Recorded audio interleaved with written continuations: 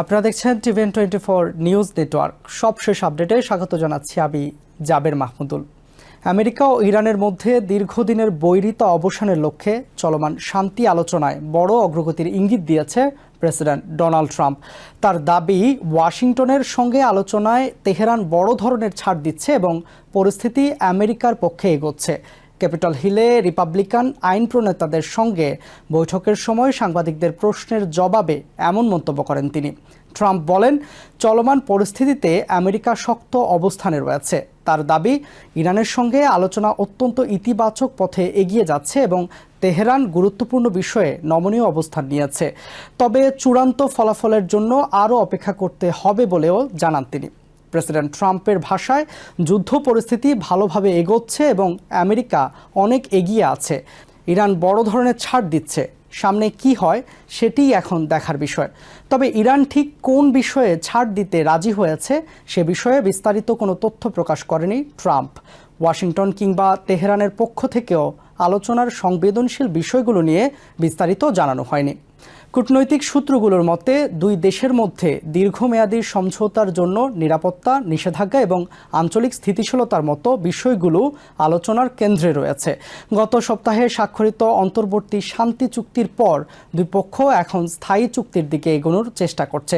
কাতারের মালিকানাধীন সুইজারল্যান্ডের বুর্গেনস্টক মাউন্টেন রিসোর্টে অনুষ্ঠিত বৈঠকে আগামী 60 দিনের মধ্যে একটি স্থায়ী সমঝোতার রোডম্যাপ তৈরির বিষয়ে একমত হয়েছে আমেরিকা ও ইরান। মধ্যস্থতাকারী পাকিস্তান ও কাতারের কর্মকর্তারা জানিয়েছেন, আলোচনার প্রথম ধাপ ইতিবাচক ছিল এবং দুই পক্ষই কূটনৈতিক পথ খোলা রাখতে আগ্রহ দেখিয়েছে। এই প্রক্রিয়ার অংশ হিসেবে সোমবার থেকে 60 দিনের জন্য ইরানের উপর আরোপিত কিছু নিষেধাজ্ঞা স্থগিত করেছে আমেরিকা। ওয়াশিংটনের এই পদক্ষেপকে আলোচনার পরিবেশ তৈরির একটি গুরুত্বপূর্ণ উদ্যোগ হিসেবে দেখা হচ্ছে। বিশ্লেষকদের মতে, নিষেধাজ্ঞা সাময়িকভাবে শিথিল করার মাধ্যমে আমেরিকা ইরানকে আলোচনার টেবিলে ধরে রাখতে চাইছে।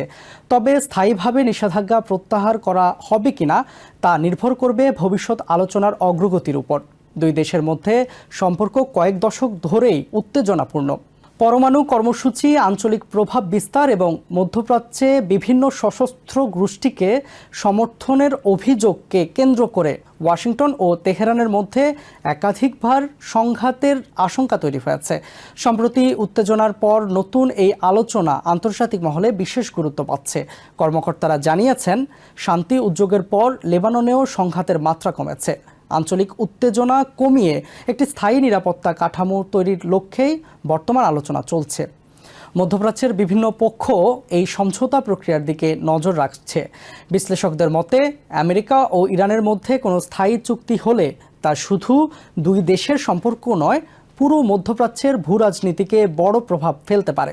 বিশেষ করে জ্বালানি বাজার, আঞ্চলিক নিরাপত্তা এবং সামরিক উত্তেজনা কমানোর ক্ষেত্রে এর প্রভাব পড়তে পারে।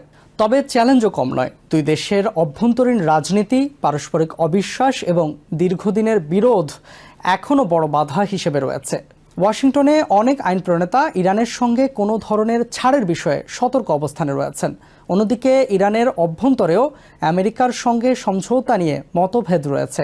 ইরান ইস্যুর পাশাপাশি ক্যাপিটল সফরে নিউ ইয়র্কের ডেমোক্রেটিক প্রাইমারি নির্বাচন নিয়েও মন্তব্য করেন প্রেসিডেন্ট ট্রাম্প। তিনি দাবি করেন, ডেমোক্রেটদের সমর্থিত কিছু প্রার্থী কমিউনিস্ট চিন্তাধারার অনুসারী। তার বক্তব্য, আমেরিকা কখনো কমিউনিস্টদের নিয়ন্ত্রণে যাবে না। ট্রাম্পের এই মন্তব্য এমন সময় এলো যখন রিপাবলিকান আইন প্রণেতাদের সঙ্গে তিনি একটি গুরুত্বপূর্ণ ভোট সংক্রান্ত আইন প্যাকেজ নিয়ে আলোচনা করছেন। দীর্ঘদিন ধরে আটকে থাকা এই প্যাকেজ পাশ করাতে নিজ দলের সদস্যদের সমর্থন নিশ্চিত করতেই ক্যাপিটলে যান তিনি। রাজনৈতিক বিশ্লেষকদের মতে, ইরানের সঙ্গে আলোচনায় অগ্রগতির দাবি এবং অভ্যন্তরীণ রাজনৈতিক ইস্যুতে কঠোর অবস্থান, দুই ক্ষেত্রেই নিজের নেতৃত্বের অবস্থান তুলে ধরতে চাইছেন ট্রাম্প।